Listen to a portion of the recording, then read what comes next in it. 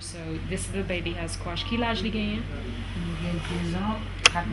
2 years and 4 months. Depuis qu'il est enflé comme ça. It has. So he started getting swollen like that in January.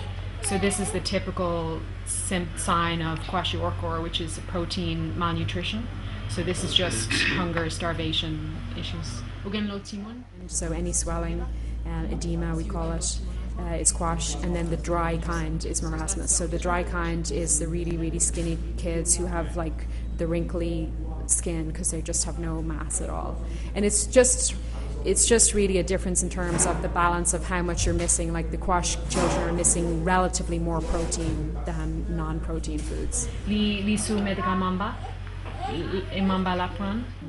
So the treatment that we give for malnutrition is a relatively new treatment. It's called, it's a ready-to-use therapeutic food.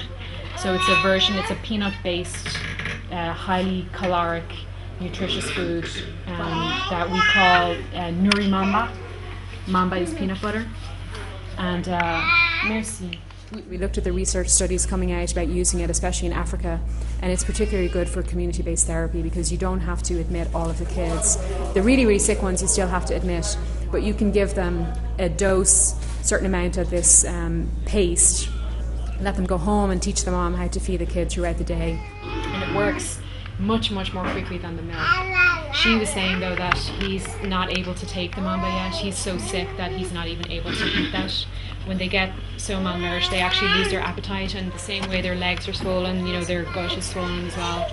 So right now he's on the older fashioned milk product, and then as soon as he's able to tolerate it, he'll take it. Usually the children have both just calorie deficit and protein deficit. This child in particular has had it's a balance of more protein missing than other calories. So the proteins help to keep the fluids in your bloodstream.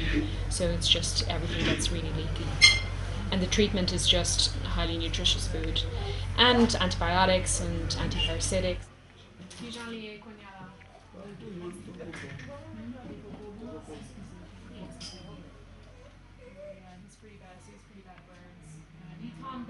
Really recovering from, there's some evidence to say that children who have severe malnutrition episodes like this will never truly recover, because if you're having a growth spurt, or you should be, and you have this episode, they end up, a lot of them, being stunted. They never get to their height potential.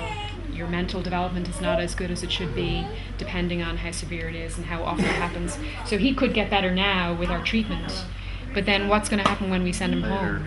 Unless we try and do something about her home socioeconomic situation, her situation for a child is never going to help.